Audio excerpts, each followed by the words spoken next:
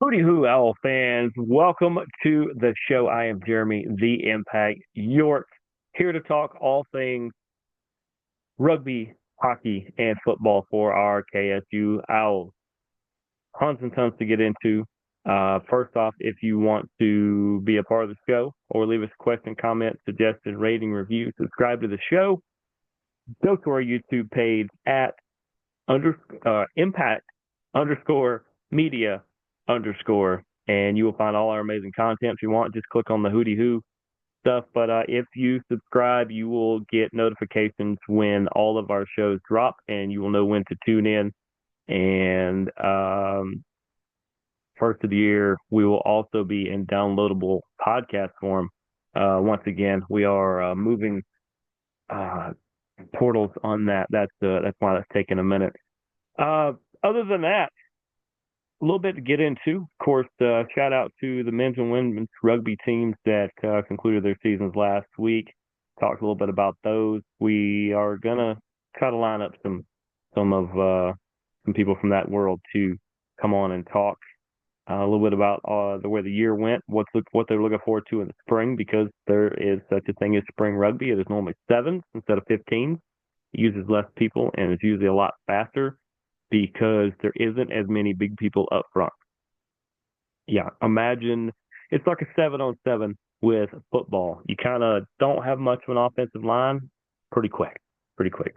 Let's start with the hockey team because they had a fantastic weekend. On Friday night, they were part of the College Hockey South Week 12 game of the week when they took on the Alabama Crimson Tide. Boy, this was a physical game, and that there's going to be an aftermath to that. There is a physical game they played with Alabama. I predicted during the game I thought it was going to go to 4-2. Instead, it stayed 3-1. Owls get the victory.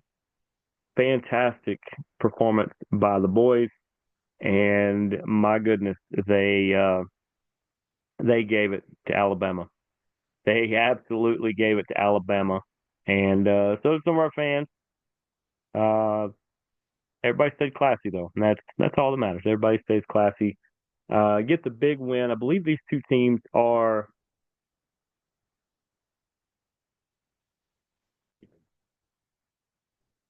near each other in the standings. Pretty sure Kennesaw is above them now because they won Friday night and they won Saturday night as part of a forfeit from Alabama, who cited many injuries and being very banged up from Friday night, that it was not in their best intentions to show up Saturday night and risk more injury. Um, it was unfortunate for a lot of reasons. Personally, my parents were in town and they were going to come get to see me call the game, which would have been fun, but that's fine. It wasn't meant to be. There are plenty of other times for that. That's just my little wrinkle in it, which was fine because it did allow me to left the football game as soon as it was over. I'm going to get the football game in a minute, and was able to spend some family time with family in town for some pre-Thanksgiving things. So I was able to see them and my parents and everybody. So it worked out in the long run. Um, and I think I haven't really said anything bad about Alabama doing that. Oh, they're not soft, or oh, they couldn't handle it. No, they're not. They're not at all. It was not that. Um, Kennesaw plays a very physical style. Alabama tries to play a finesse style where they kind of weave in and out and go up and under, and that's kind of their strategy. And Kennesaw just headed them off at the pass majority of the night. They did get a lot of fast breaks. They're a very speedy team, but Connor Lackey was able to thwart um, any sort of attack they were going to have. But shout out to all the boys with the team and our fantastic staff. I talk about them all the time. Amy doing the PA, Hope being the executive producer. Wheels was not able to be there Friday. I don't think he was going to be there Saturday either if we were able to do that. But shout out to him. He's a great camera guy. Because actually, our backup uh, videographer was Mr. Ogeron, Hudson's dad, who normally sits right next to me anyway. If you see where the setup is, he's the first seat right down below me here. So had a few conversations with him, had a good time. I gave him some tips on how to not uh, fall off of the scaffold we are on. It's not dangerous, not that dangerous, but he did a fantastic job with the camera work, and I look forward to the next game. That will conclude the fall semester of KSU hockey. They will get back at it October. No, not October. Wow, where am I at? They will get back to it January 17th and 18th are the next home games, and then they will follow that up with away games at South Carolina, and they will finish up at UGA at that outdoor arena. We are trying to figure out a way to be there because it looks fun. It looks like a lot of fun. We're going to try to see if we can find some way to call the game in some sort of capacity as well.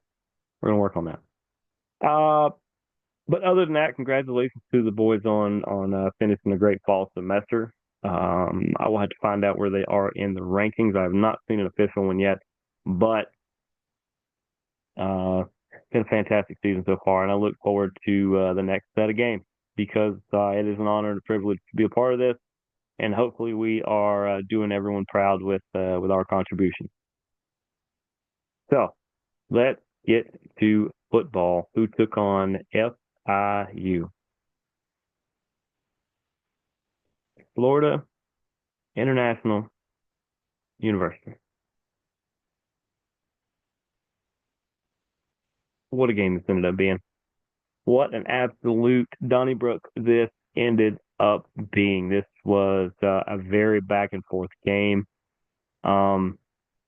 It seemed to be the best way that Kennesaw was able to move the ball on offense was through end arounds and trickery. They pulled off some fantastic jet sweeps, some double reverses. They even did a flea flicker for a big gain. It seemed like that when they couldn't get any of their regular stuff going, they were able to pull off those and really keep the ball moving.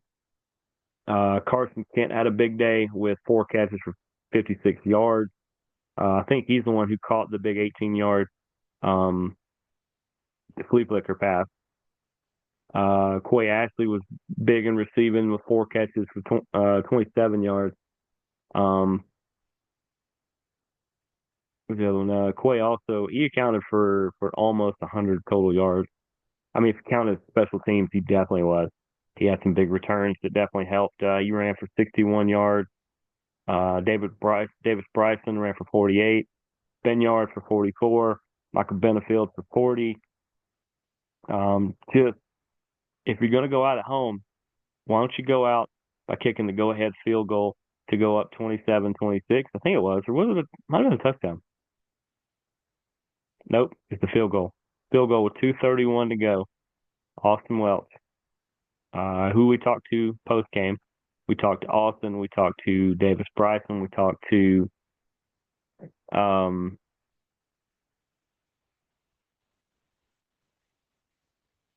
forgot his name. We talked to Coach. And we talked to Miles. We talked to so many people. It was so fun. Coach's first win. We think he's one of the youngest coaches to get a win on the D1 level since like 1918 or something like that. Not honestly not real sure.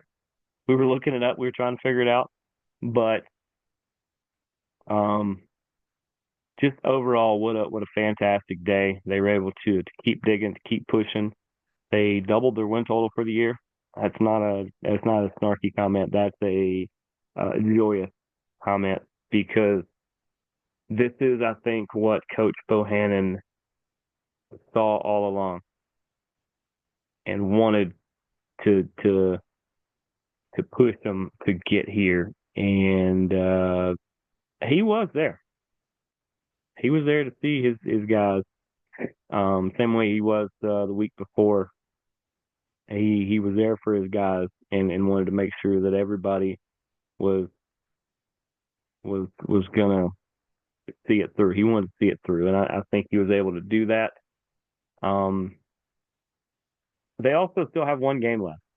They absolutely have a game left, which is going to be where we've got all our paperwork.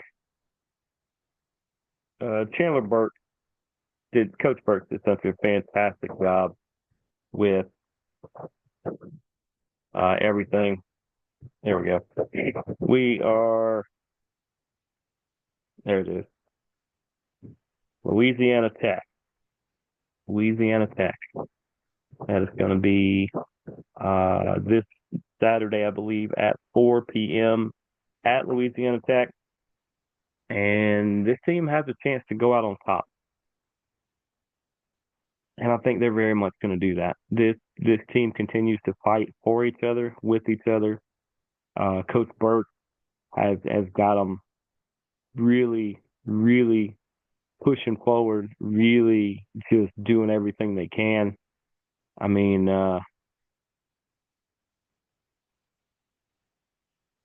let's see, what was they were never down more than 9 points at any given time. And that was just for a few minutes in the third into the fourth. Man, they they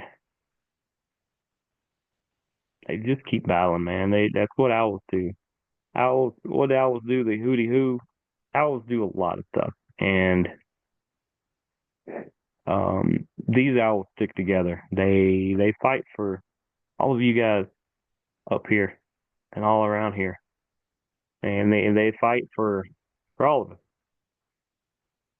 I mean, yeah, I'm in the media, but I don't just wear this for the sake of this show. I went to Kennesaw, for people who don't know. Didn't graduate there. That was my own fault. I accept that one. Not saying I won't fix that one day. Uh, but I've always believed in Kennesaw University, and always believed in ever since the system's inception, ever since the team was first formed. Always tried to come back and always tried to help tell this story, and that's my goal. That's my goal with all of this. People say, why are you with Kennesaw? Because there's so many stories to be told out of this university, and I want to help tell them. I want to help make sure these stories get told about these men and women and the just amazing things they do. So that's what we do, and that's what we try to do here. Hopefully, you guys are entertained by all that. Hopefully, you guys enjoy all that, and hopefully, you guys are dialing in and wanting to be a part of this as well. Whether you help get the women's rugby team to regional, whether you cheered the men along as they took out Georgia Tech and others by massive points, whether you cheered this football team along when a lot of the nation was writing them off, but we said, no, that's our team. That's our team. And they're still here and they're still fighting.